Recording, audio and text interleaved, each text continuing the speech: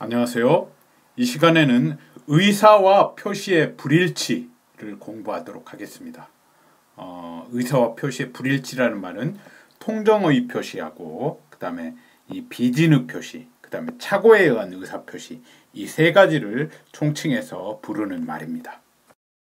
이 세 가지 의사 표시들에 대해서 그 표로 만들어 보았습니다. 그 핵심적인 사항들을 이것들을 잘 이해하시면은 됩니다. 통정의 표시는 108조에 규정되어 있죠. 읽어보도록 하겠습니다. 뭘 통정허위 표시라고 하느냐? 상대방과 통정한 허위의 의사 표시. 이걸 통정허위 표시라고 하고, 이걸 무효입니다. 이건. 그런데 이제 그 2항 보시면 전항의 의사 표시의 무효는 선의의 제3자에게 대항하지 못한다. 선의의 제3자가 뭘 의미하는지를 알아야 되겠죠. 그 다음에 착오에 의한 의사표시 109조에 나와 있습니다. 읽어보도록 하죠. 의사표시는 법률행위의 내용의 중요 부분에 착오가 있는 때는 취소할 수 있다. 그러나 착오가 표의자의 중대한 과실로 인한 때는 취소하지 못한다. 이 항은 역시 전항의 의사표시의 취소는 선의의 제3자에게 대항하지 못한다. 비진의 표시란 무엇인가? 107조에 나와 있습니다. 의사표시는 표의자가 진의 아님을 알고 한 것이라도 그 효력이 있다. 그러나 상대방이 표의자의 진의 아님을 알았거나 이를 알 수 있었을 경우에는 무효로 한다. 2항 전항의 의사표시의 무효는 선의의 제3자에게 대항하지 못한다. 그럼 통정의 표시의 그 예를 알기 쉽게 설명을 드리겠습니다. 통정의 표시라는 것은 갑이 재산을 은닉하기 위해서 을에게 A 토지를 허위에 양도하는 것. 즉 허위로 매매 계약을 체결하는 거죠. 그 다음에 착오에 의한 의사표시 예로는 갑이 B 토지를 양도할 의사였어요. 근데 실수로 계약서에는 동일 면적의 옆 토지인 A 토지의 지번을 기재했어요. 그 10번지 토지를 양도할 의사였는데 이렇게 계약서 작성 과정에서 잘못해가지고 11번지로 기재가 됐어요. 근데 양수인은 을은 계약서 표기대로 11번지 계약서 표기에 11로 됐으니까 자기는 이제 11번지를 양수한다고 생각하고 그럴 의도였던 경우, 만약에 이제 양수인도 10번지를 양수할 의사였는데 표기만 둘 다 착오를 해가지고 둘 다 잘못 실수해가지고 11로 된 경우에는 10번지에 대해서 계약이 유효하게 성립합니다. 착오도 없는 거죠. 그런 경우에는 당사자 의사가 일치하니까 표시만 잘못됐을 뿐이지. 자, 비진의 표시라는 건 무엇이냐? 비진의 표시는 그 갑이 을이 이번에는 청약이 거절되리라고 예상을 하고는 그 매수할 생각도 없이 갑에게 시가 2억인 그 갑의 A 토지를 5억에 매수하겠다고 5천만 원을 계약금으로 지급을 했어요. 이럴 때는 이제 그 을 생각으로는 갑이 점잖게 이거 호의는 감사하지만 이렇게 비싸게 팔 수는 없습니다라고 거절할 줄 알았는데 갑이 승낙을 하고, 청약에 대해서 승낙을 하면 계약이 성립하는 거죠. 승낙을 해버린 경우, 그러면 이제 그 마음대로 그 계약은 원칙적으로 유효하게 성립을 하는 겁니다. 계약금 5천만 원을 눈물을 머금고 포기하고 이제 계약금 해지만 할 수 있는 거죠. 물론 이제 그 을 쪽에서는 이 비진의 표시가 무효가 되는 경우인 상대방이 인식하였거나 갑이 인식할 수 있었다는 것을 열심히 주장하려면 소송에서 한번 주장을 해볼 수는 있겠죠. 그런 경우에 그러면 이제 무효가 돼서 돈 돌려받을 수는 있습니다. 상대방이 인식을 했다는 건 이제 비진의 표시라는 것을 인식했다는 그런 의미죠. 그리고 이 의사와 표시의 불일치를 표의자가 인식했는지 여부, 이 통정허위 표시의 경우에는 인식을 물론 했죠. 비진의 표시도 알고 진의아님을 알고 하는 거니까 본인이. 근데 이제 착오는 의사와 표시가 불일치됐는데 그걸 못 깨닫고 있는 거예요. 자, 이제 효과 보겠습니다. 비진읍 표시의 효과에 대해서는 아까 살펴본 바와 같이 유효이고, 착오 같은 경우에도 원칙적으로 유효합니다. 다만 이제 이 내용의 중요 부분에 착오가 있고, 아까 같은 예죠. 그 토지의 동일성에 대해서 착오가 있는 경우는 이제 내용이 토지가 다른 경우는 내용이 중요 부분이라고 볼 수가 있겠죠. 그 다음에 표의자에게 중과실이 없으면은 표의자가 취소할 수 있습니다. 예, 그리고 통정 허위 표시는 무효이고요. 그 다음에 이 세 가지 이 의사 표시의 공통점은 다 공통적으로 이 선의의 제3자에게 대항할 수 없다 그 말이 있었죠. 그래서 공통점은 무효나 취소된 경우에 말이죠. 무효나 취소된 경우라 할지라도 선의의 제3자에 대해서는 그 무효나 취소를 대항할 수 없다. 이게 무슨 말이냐면 갑이 을에게 A 부동산을 그 허위 양도하고 이전 등기를 했어요. 둘이 통정해가지고. 근데 이 사실을 모르는 을의 채권자 병이 A 부동산에 가압류 등기를 해버리는 경우. 예. 그런 경우에 그 병은 제3자이죠. 일단 이 행위들을 토대로 새로운 이해관계를 맺었잖아요. 그러니까 이건 이제 통정의 표시 예니까 통정의 표시에 의해서 A 부동산이라고 보죠. A 부동산 등기부에 갑에서 이렇게 을로 넘어오니까 이제 이 을의 채권자 병이 여기에 대해서 이 채권 가지고 있는데 재산 없어서 내가 좀 걱정을 했는데 이 재산이 새로 생겼구나. 그리고 여기다가 이제 가압류를 하는 거예요. 병 가압류 이렇게 기재가 되겠죠. 예, 가압류권자 이렇게. 예, 이제 법원의 재판을 통해서 그래서 이 통정 허위 표시로 형성된 법률 관계를 토대로 새로운 이해관계를 맺은 거죠. 이 경우에는 가압류라는 등기를 했으니까. 예.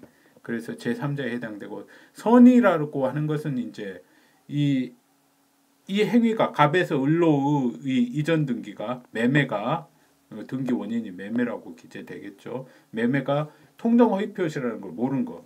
비진후 표시로 갑에서 을로 이전 등기가 됐던 경우 뭐 비진후 표시로 예를 들어서 아까는 청약을 했다고 말씀드렸는데 이번에는 비진후 표시로 뭐 증여를 해서 등기가 됐다거나 뭐 이랬을 경우 그럼 비진후 표시 근데 을도 알고 있었어요.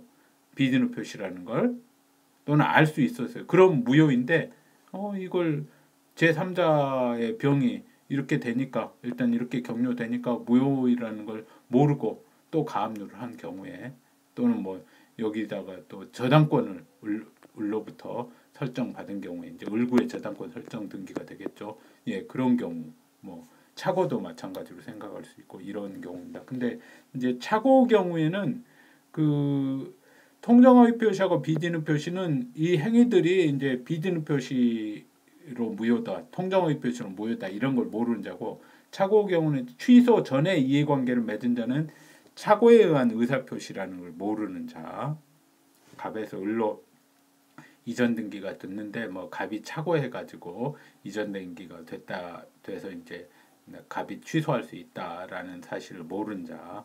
취소 전에. 그리고 일단 갑이 취소를 했어요. 그런 경우에도 등기를 아직 말소 등기를 을 등기를 말소 등기 하지 않으면은 이것도 마찬가지로 이 취소 사실을 모른 자는 선의자에 해당됩니다. 취소를 했다고 하더라도 이전 등기를 안 하면 취소 사실을 모르는 게 보통이겠죠. 예, 그런 경우에는 취소 후 이해관계를 맺었더라도 선의자에 해당이 되는 겁니다.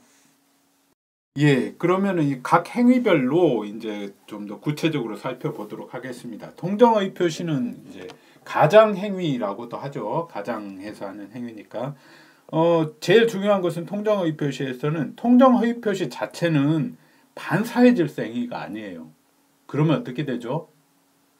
무효이긴 하지만은 반사회 질서 행위면은 다시 반환을 청구할 수가 없는데 이건 반사회 질서 행위가 아니니까 반환을 청구할 수 있는 거예요. 그래서 잘 보십시오. 강제 집행을 피하기 위해서 통정하에 허위로 부동산을 매도하거나 명의를 신탁한 경우 언뜻 보면은 이 나쁜 놈이긴 한데 그래도 판례는 반사회 질서 행위는 아니라고요. 그래서 다시 이거 무효니까 갑이 을에게 이렇게 숨기기 위해서 뭐 채권자들로부터 피하기 위해서 이렇게 뭐 그 부동산 등기를 이전을 해준 다음에도 나중에 이거 허위 표시로 무효니까 이거 말소해라, 이전 등기 말소해라, 이렇게 할 수 있다는 겁니다. 부당이득으로 반환 청구할 수 있다, 이 말은.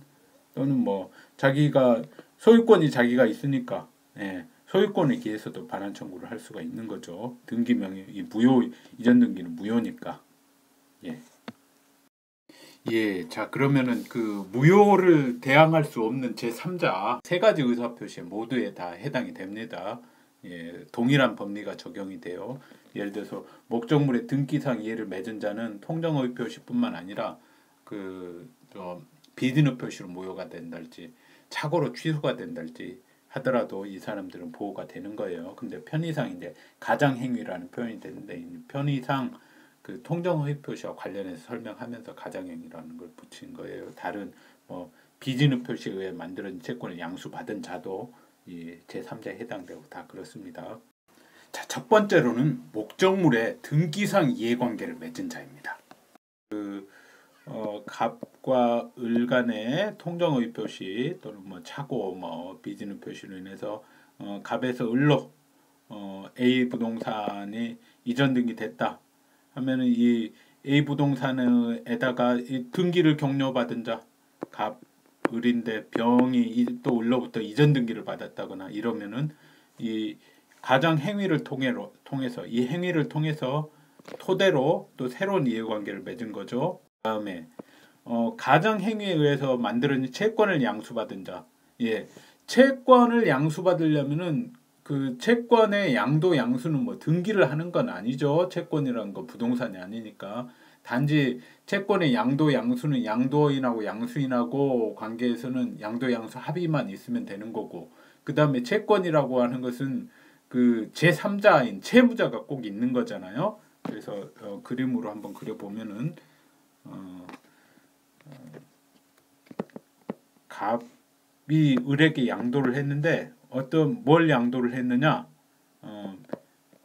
채무자에 대해서 가지고 있는 채권을 양도를 해줬어요. 그러면은 이 병 같은 경우에는 이제 그 제3자는 아닙니다. 이 경우에는 채권 양도에 허위 양도의 제3자는 아니에요. 왜냐하면 허위 양도를 토대로 새로운 이해관계를 맺은 게 아니거든요. 그렇죠. 그런데 허위 양도가 아니라 허위 채권이다 할 경우에 갑이 병에 대해서 채권을 가지고 있지 않아요.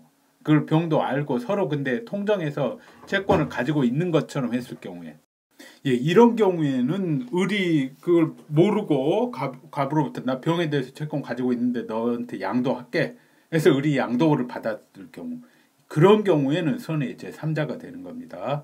을은 여기서 그 가정행위에 의해서 만들어진 채권을 양수받은 자, 그게 을이죠. 그 다음에 가압류 명령을 받은 자, 갑이 병에 대해서 채권을 가지고 있다고 떠들고 다니니까 그래 하면서 그 갑의 채권자들이 가압류 명령을 받아버렸어요. 그래서 채권을 이제 압류하거나 가압류하려면 이제 그 채무자에게 이 채권자 뭐 예를 들어서 A라는 사람, B라는 사람들이 있을 경우에 이 B의 입장에서 갑은 채무자라고 하고 병은 이제 제3채무자라고 합니다. 그래서 이 압류나 전부 명령은 이 법원의 압류 전부 명령 재판이 도달되면은 제3채무자에게 도달되고 그 다음에 이 채무자에게도 도달되고 하면은 효력이 발생하는 겁니다. 또 그 해당될 수 있는 자는 허위 채무가 있는데 그 허위 채무에 대해서 보증 채무를 졌어요. 그리고 나서 또 그 허위 채무에 대한 보증 의무까지 이행해 가지고 돈을 그 허위의 채권자에게 지급해 버린 사람. 그런 사람은 그 보증인이 보증 채무를 이행했을 때는 또 채무자에 대해서 너 채무 때문에 내가 이행했으니까 너는 나한테 돈을 다시 줘야 된다라고 할 수 있거든요. 그걸 구상이라고 하는데 이것도 그 갑을 간에 채권 갑병 간에 그 채권이 없었더라도 을이 만약에 그 갑에게 지급을 하고 나면은 병에게 구상을 청구할 수 있는 겁니다. 이런 의미에서 이 보증인도 그 제3자에 해당되는 거죠. 자, 그러면 어떤 자들이 해당되지 않는 자이냐? 이것도 중요해요. 해당되는 자, 해당되지 않는 자 매해 시험에 출제되는 겁니다. 예. 그 채권 가장 양도의 채무자는 그 제3자에 해당되지 않아요. 아까 제가 말씀드렸죠. 갑하고 그 을 사이에 그 갑이 이제 병에 대해서 채권을 이번에 진짜 가지고 있어요. 있는데 갑이 을한테 양도를 하지도 않았으면서 또 통정해가지고 을과 사이에 양도했다고 하고 이걸 이제 그 병에게 통지를 했다고 해서 병이 그 제3자가 되는 것이 아니에요. 왜냐하면은 이 그 갑에서 을로 채권 양도를 토대로 무슨 또 새로운 이해관계를 맺은 게 아니잖아요. 그렇죠. 그래서 제3자가 되는 게 아닙니다. 예, 그래서 만약에 갑의 채권자 B가 이 허위의 양도 후에도 원래 진짜 양도를 했다면은 갑의 채권자 B가 갑의 병에 대한 채권에 대해서 전부명령이나 이런 것을 받는다고 하더라도 B는 병에 대한 채권자가 될 수가 없어요. 한데 허위 양도이기 때문에 무효잖아요. 무효니까 B가 전부명령을 병에 대해서 받았다면은 병은 B에 대해서 지급을 해야 돼요. 지급을 하지 않고 나는 제3자다. 그러니까는 을이 채권자이기 때문에 너는 갑의 채권자에 불과하기 때문에 나는 너한테 지급할 수 없다. 이렇게 주장을 못 한다는 겁니다. 예, 그리고 또 해당되지 않는 자는 가장의 제3자를 위한 계약의 제3자, 수익자 이런 사람도 해당이 되지 않고요. 예, 그 교재에 어떤 건지는 나와 있는데 한번 설명을 해보도록 하겠습니다. 자, 갑이 수익자가예요. 그 다음에 을병이 있는데 갑이 을에 대해서 돈을 뭐 이렇게 받을 채권이 있어요. 근데 을하고 병이 어느 날 갑에게 와가지고 을이 병에게 그 토지를 매도를 했다. 그래서 병이 을한테 그 매도 금액을 줘야 되는데 그 병이 갑에게 지급하기로 했다 하면서 그런 계약서를 허위로 작성하니까 갑이 그래 그럼 나한테 주시오 하고 수익의 의사표시를 했어요. 그러면 제3자를 위한 계약에서 갑의 그 권리가 이제 확정이 된 거죠. 이랬을 경우에도 이 갑은 이제 병에게 그 기한이 돼서 병한테 지급을 청구하니까 사실은 이거 우리들이 그런 그 허위로 작성한 것이고 그런 일이 없습니다라고 한 경우 갑은 병에게 그 권리가 없습니다. 제3자이니까. 물론 이제 뭐 형사적으로는 사기나 이런 게 될 수도 있을 수는 있겠습니다만은 어쨌든 민사적으로는 그 제3자를 위한 그 을병 간의 이 계약이 유효하다. 그래서 나도 병한테 직접 권리를 취득한다. 이렇게 할 수가 없어요. 예. 자, 그리고 또 가장 양수인 일반 채권자. 예, 아까 그 갑이 을에게 허위로 양도했을 때 병이나 이런 사람들이 그 물건을 압류할단들 거기다 저당권을 설정받는달지 또는 가등기도 가능해요. 이런 등기상 권리를 취득하거나 그래야 되는데 그렇게 하지 않고 그냥 을의 채권자이기에 불구하고 별다른 조치를 안 취한 경우 그런 경우는 새로운 이해관계를 체결한 게 아니잖아요. 그래서 나중에 그 사람이 이거 하여튼 그 자체로는 그 제3자가 아닙니다. 근데 나중에 확정 판결 등의 집행권을 받아 압류를 하거나 이런 경우에는 이제 그 제3자에 당연히 해당되죠. 압류라는 새로운 이해관계를 맺었으니까. 다음 그 허위 표시의 당사자로부터 이 채권 양도나 이런 걸 받은 게 아니라 계약상의 주의를 이전받은 경우, 예, 그런 경우도 새로운 이해관계를 체결한 건 아닙니다. 그 당사자들의 그 허위 표시나 이런 걸 토대로 새로운 이해관계를 맺은 게 아니라 그 지위만을 그 이전받은 거니까요. 잘 생각하시면 됩니다. 자, 이제 선의가 무엇이냐 좀 구체적으로 보면은 그 새로운 이해관계를 맺을 때 통정허위 표시하는 사실을 모른 자 알지 못한 거, 이건 아까 서두에 말씀드린 거고요. 또 여기서 중요하게 보아야 될 게 선의 제3자는 이 법률상 추정돼요. 등기의 추정력이 법률상 추정되듯이 등기부의 명의자로 소유자로 기재됐으면 소유자로 추정되는 것과 같은 건데요. 같은 원리인데 제3자는 일단은 선의라는 거, 통정허위 표시나 뭐 비진후 표시 무효나 착오로 취소할 수 있다는 걸 모른다는 것으로 추정이 돼요. 그걸 이제 그래서 알고 있었다는 것을 상대방이 주장 증명을 책임을 집니다. 통정허위 표시의 무효를 주장하는 자가. 그 다음에 선의이기만 하면 되니까 그 과실이 있더라도 가능해요. 이걸 이 무효임을 알 수 있었다라고 하더라도 여전히 보호가 되는 겁니다. 네, 자, 그 선의 제3자에 대해서 이제 대항하지 못한데요. 대항하지 못한다는 의미는 그 선의 제3자에 대해서는 통정허위 표시로 예를 들면 통정허위 표시가 유효한 것으로 다루어진다는 말이죠. 비진후 표시도 유효한 것, 뭐 착오로 취소된 행위도 유효한 것으로 다뤄진다는 말입니다. 그리고 이런 행위들의 당사자뿐만 아니라 당사자 이외의 이해관계인도 이 선의 제3자에게 대항하지 못해요. 이건 말만 들어서는 잘 이게 무슨 의미인지 이해하기 힘든데 보겠습니다. 자, 갑이 있고요. X토지, A토지에 대해서 등기부가 이렇게 있습니다. 갑이 권리자가 갑이었는데 을에게 허위 표시로 이번에는 어떻게 했냐면은 가등기를 격려해줬어요. 을로 가등기를 격려해줬고 그 다음에 그 후에 갑이 병에게 팔았어요. 병은 이제 가등기가 격려돼 있는데 팔았죠.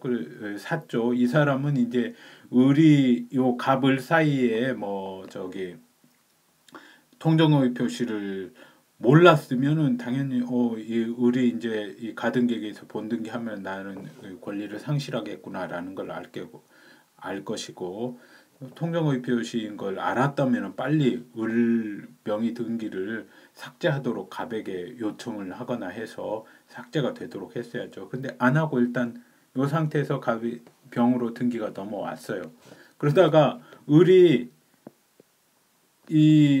요 이전 등기에 가등기에서 자기 본등기를 격려했어요. 이제 소유자 매매 해가지고 을로 본등기가 돼서 본등기가 되면 병등기는 말소가 되는 겁니다.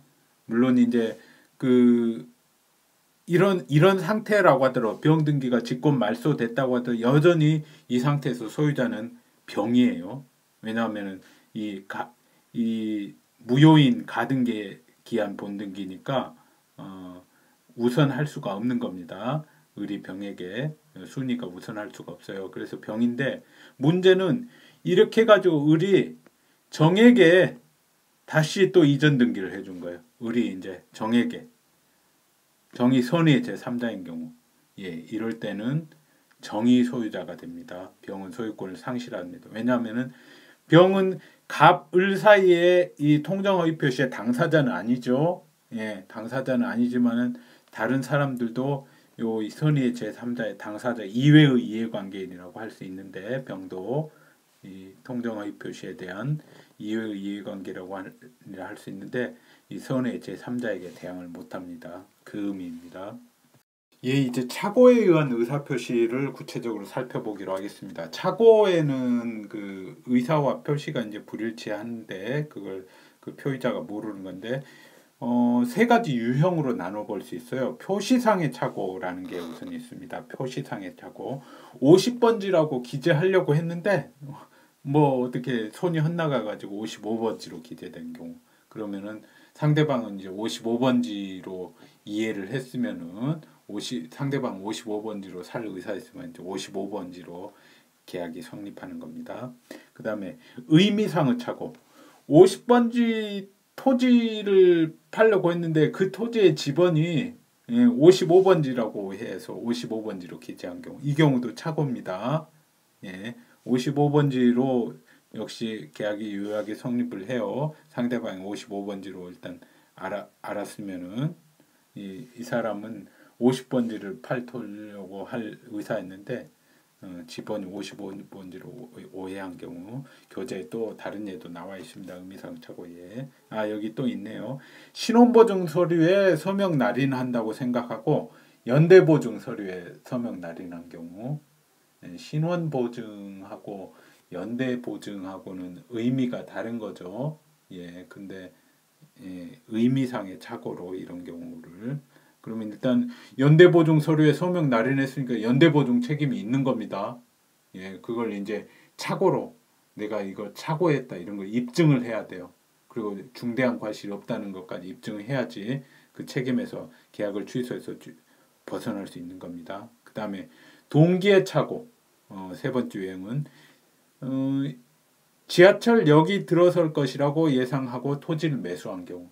토지 매수, 어떤 토지 매수한다는 그 행위 자체는 뭐 착오가 있을 수 있지 않는데, 그 행위에 이르게 된 동기에 지하철역이 들어설 것이라고 생각하고, 그런 것도 이 동기의 착오 경우에는 다른 착오와 달리 다른 착오 요건에다가 플러스 다른 착오 요건이라고 하면 이겁니다. 내용의 중요 부분의 착오, 그 다음에 중대한 과실이 없어야 될 것, 요거 플러스 동기가 상대방에게 표시되었어야 돼요.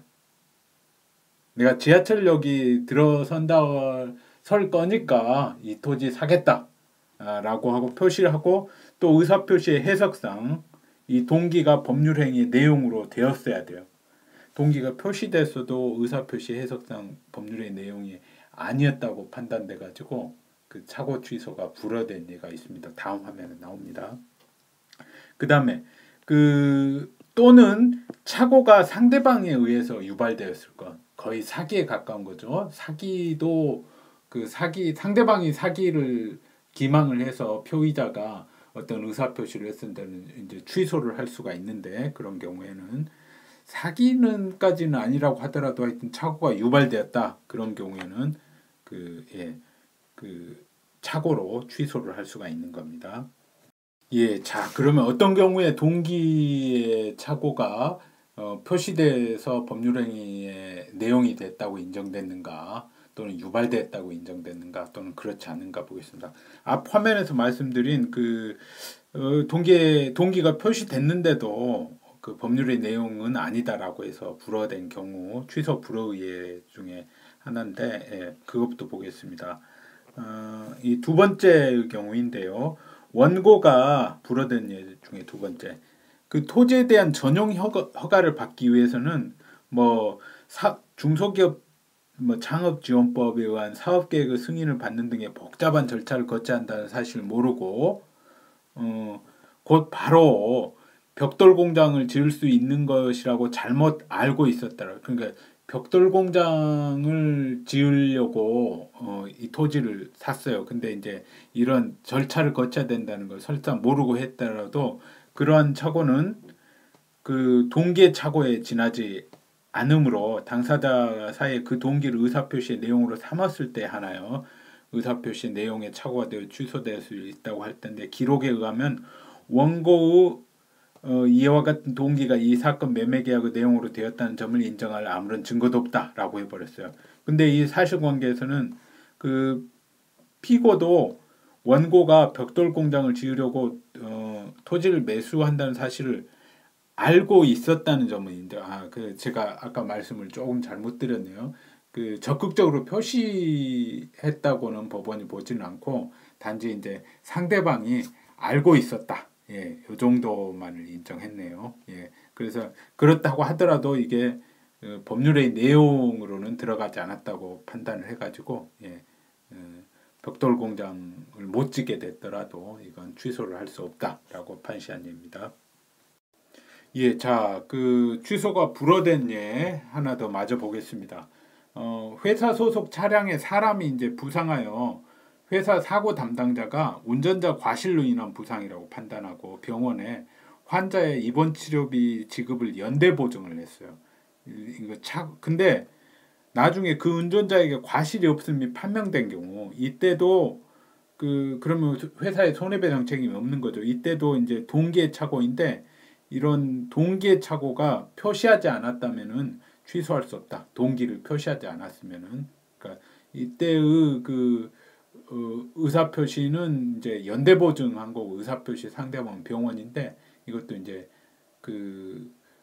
내가 우리 회 운전자 과실이기 때문에 이걸 연대 보증합니다 이런 걸 표시하지 않았으면은 취소할 수 없다라는 판례입니다. 예, 그러면 어떤 경우에 취소가 허용됐느냐? 예를 보면은 매매 대상 토지 중 2, 30평 가량만 도로에 편입될 것이라고 그런 말을 믿고서 주택 신축을 위해서 토지를 매수했는데 이와 같은 사정이 계약 체결 과정에서 나타났어요. 현출되어 매도인도 이를 알고 있었어요.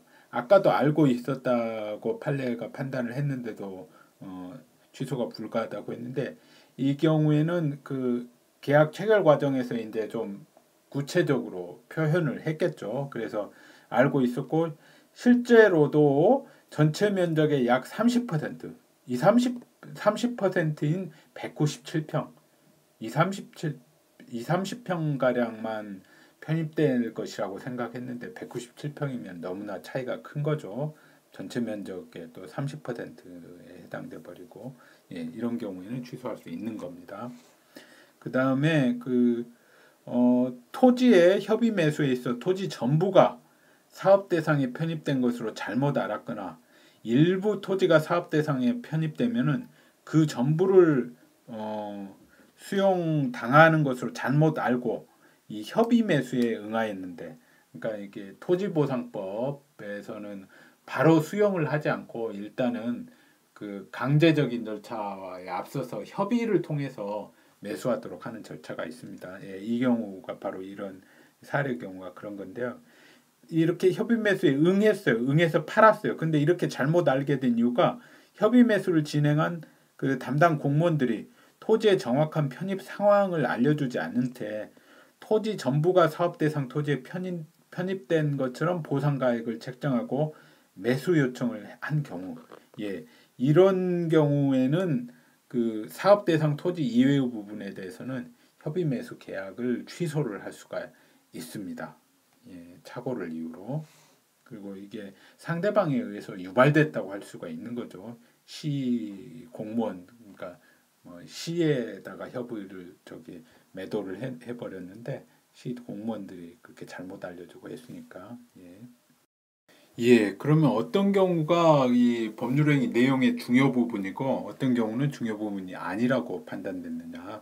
부정된 예를 보죠. 부정된 예로는 주채무자의 이제 차용금 반환 채무를 보증할 의사로 서류에 서명했었는데 사실은 그 서류가 기존의 채무에 대한 준소비 대차 계약. 그러니까 이제 차용금 채무 액수를 이제 소비 대차 목적으로 하는 거였죠. 그리고 주 채무 액수는 동일했던 경우 이런 경우는 법률상 협고가 동일하기 때문에 어차피 돈을 갚아야 되는 것은 마찬가지지 않습니까? 예, 그렇기 때문에 이런 정도의 착오는 중요한 부분의 착오가 아니라고 봤습니다. 아닙니다. 그리고 긍정되는 예는 보증인이나 물상보증인이 채무자가 A라고 생각했는데 채무자가 다른 사람이었던 거, B였던 경우 이런 거 채무자 동일성에 대한 착오. 그 다음에 매매 목적물인 점포를 다른 점포로 오인한 경우. 그 다음에 세 번째로는 채권자 금융기관이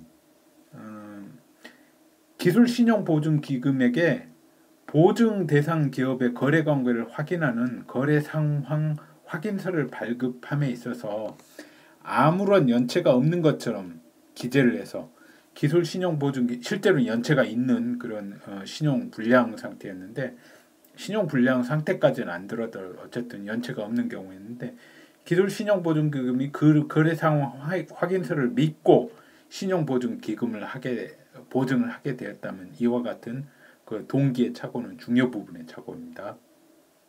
예, 그림으로 볼까요? 그림으로 보면은 기보가 여기 있고 그 다음에 채권자 그 다음에 여기 이제 그 뭐 채무자라고 해야 될까요? 예, 채무자가 여기 있는데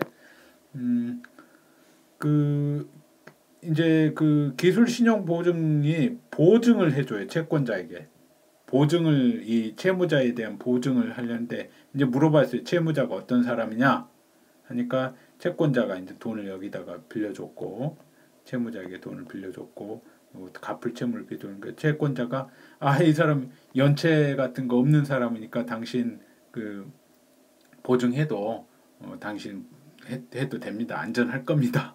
라고 했던 경우 채권자가 기보에게 그리고 나서는 나중에 이 채무자의 문제가 발생했던 경우 기보는 채권자에게 이 채권자가 이제 기보에게 문제가 발생했으니까 이제 보증이니까 청구를 하겠죠. 그러니까 기보가 나 당신이 그 잘못 알려줘가지고 착오를 했었다. 그래서 이 사기라고는 볼 수 없을지라도 하여튼 나는 착오를 한 거니까 더구나 내용의 중요 부분이고 하니까 취소하겠다. 라고 해서 취소를 한 예가 있습니다. 내용의 중요 부분에 해당됩니다. 이 정도 착오는. 자, 이제 그 중과실이 있으면은 표의자가 내용의 중요 부분에 착오를 했더라도 그렇게 착오한데 중과실이 있으면은 취소를 할 수 없습니다. 중과실이란 것은 그 표의자의 직업이나 그 행위의 종류, 목적 등에 비추어 통상 요구되는 주의를 현저하게 결여되는 것이다라고 판례는 말하고 있습니다. 그래서 이 중과실의 증명 책임은 이제 그 상대방이 집니다.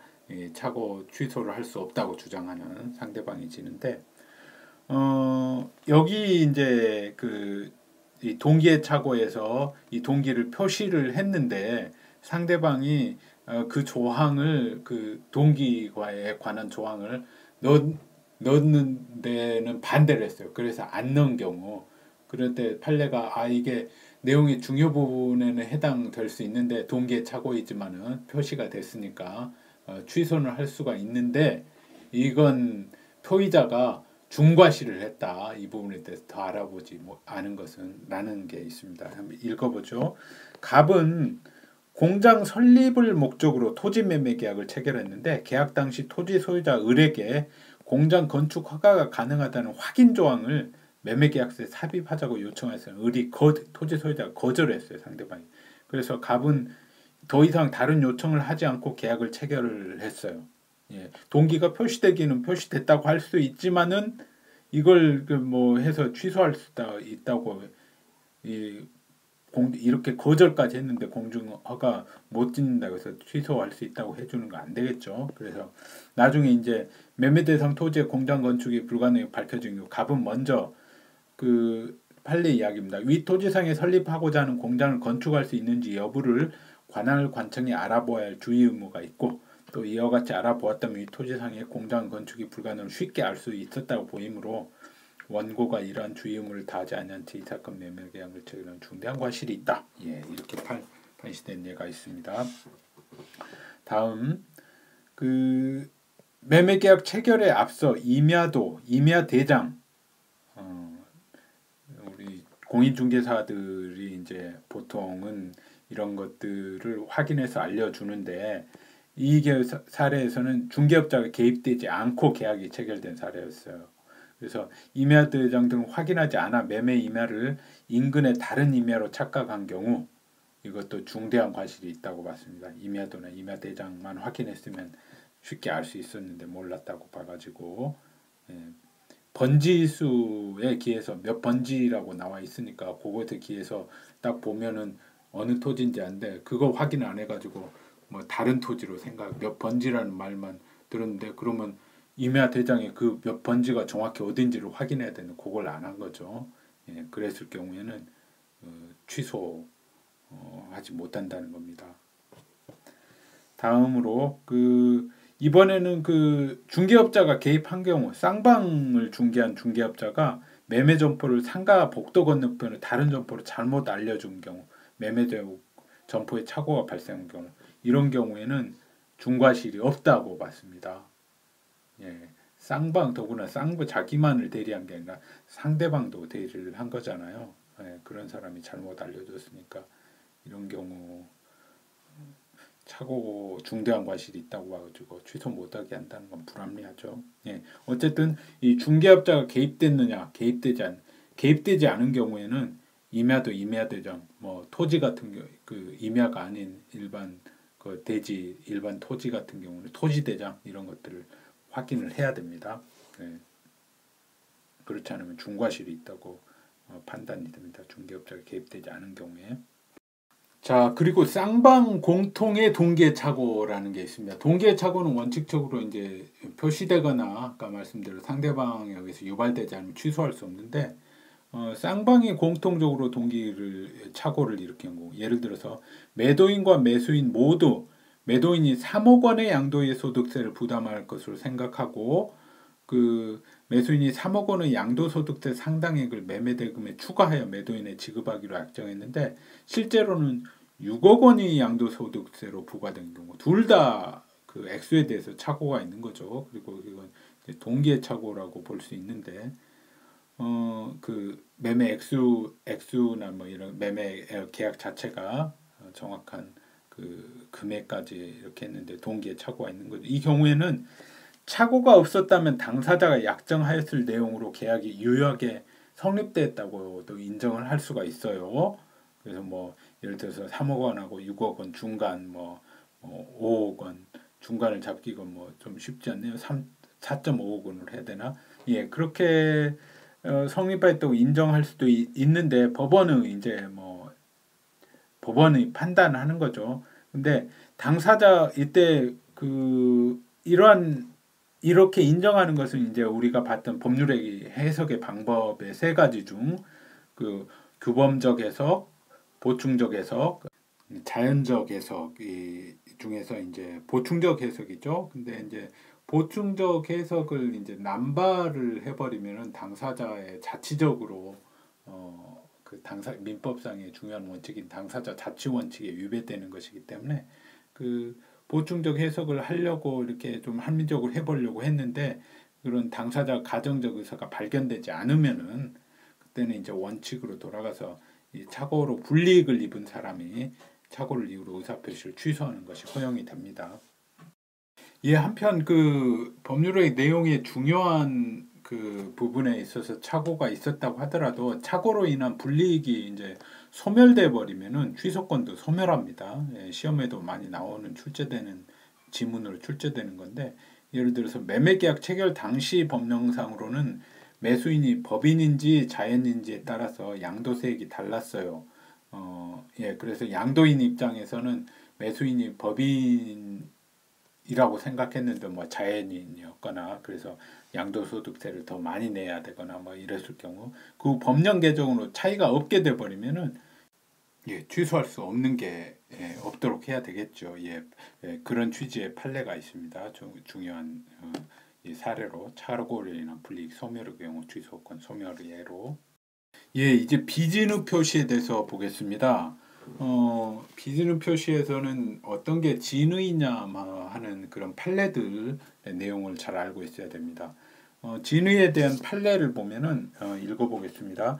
비진의 의사표시에 있어서의 진의란 특정한 내용의 의사표시를 하고자 하는 표의자의 생각을 말하는 것이지 표의자가 진정으로 마음속에서 바라는 사항을 뜻하는 것은 아니다라는 거예요. 그래서 비록 재산을 강제로 뺏긴다는 것이 표의자의 본심으로 잠재되어 있었다 하더라도 표의자가 강박에 의하여서나마 증여를 하기로 하고 그에 따른 증여 의사표시를 한 이상 증여의 내심적 효과 의사가 결여된 것이라고 할 수는 없다. 예. 자, 이 판례의 의미는 뭘까요? 이 비진의 표시가 아니어버리면은 이건 상대방이 내가 이 강박을 해서 저 사람이 마지 못해서 하는구나 이 사실을 알았다고 하더라도 어떻게 됩니까? 무효가 아니에요. 그냥 강박 행위에 대해서 강박을 한 사람이 강박 사실을 안 것일 뿐이니까 강박을 이유로 취소할 수 있을 뿐이고 무효가 아니에요. 이걸 비진의 표시라고 평가를 한다면은 상대방이 그 사실을 알았으면은 저 이렇게 쓰긴 했지만 진짜 마음은 딴 데 있다. 요걸 이제 비진의 표시를 상대방이 인식한 걸로 봐버렸으면은 이건 그냥 무효가 되는 거잖아요. 근데 강박행위를 상대방이 강박당해서 저렇게 하고 있다라는 것만 안 것으로 평가가 되면은 요거에 대해서는 그 표시를 그 의사표시를 한 사람이 기간이 지나버리면 취소권은 일정 기간 내에 행사해야 되는 거거든요. 그 기간이 지나버리면은 이제는 그걸 그 무효화 시킬 방법이 없는 거예요. 예, 중대한 차이가 있습니다. 실제 판례도 그런 행위 그 강박에 의해서 이런 의사표시를 한 다음에 시간이 굉장히 흐른 다음에 소를 제기한 사건에서 문제가 된 겁니다. 예, 다음 판례도 비슷한 판례예요. 사직서 제출자가 의사표시의 내용을 진정으로 마음속에서 원하지는 않았다 하더라도 징계 면직 처분되는 것보다는 퇴직금 수령 등 장래를 위하여 의원 면직 처분을 받는 것이 당시의 상황에서는 최선이라고 판단하여 사직의 의사표시를 했을 경우에는 비진의 표시라고 할 수 없다. 예, 상대방이 그래서 그걸 알았다고 하더라도 무효가 아니에요. 자, 또 보겠습니다. 근로자가 해외 근무를 선택하여 회사 방침에 따라 사직서를 제출하고 퇴직금을 수령한 후 해외 근무를 마치고 재입사한 경우 근로자가 회사에 재입사한 후 퇴직금에 따른 퇴직금의 기초가 되는 계속 근로연수를 산정함에 있어서는 재입사한 때부터 기산해야 한다. 즉 재입사 전 사직서 제출은 비진의 표시나 통정허위 표시가 아니다. 네, 또 보겠습니다. 예, 이것도 중요한 판례예요. 갑이 을로 하여금 갑 명의로 금융기관으로부터 대출을 받도록 하여 그 대출금을 을이 부동산의 매수자금으로 사용하는 것을 승낙한 경우 갑의 의사는 특별한 사정이 없는 한 대출에 따른 경제적인 효과는 채무자에게 귀속시킬지라도 예, 채무자가 을이죠. 의사표시하는 사람은 갑이고 의사표시를 했다고 보기보다는 승낙을 한 사람 갑 명의로 했으니까 결국 의사표시를 한 거죠.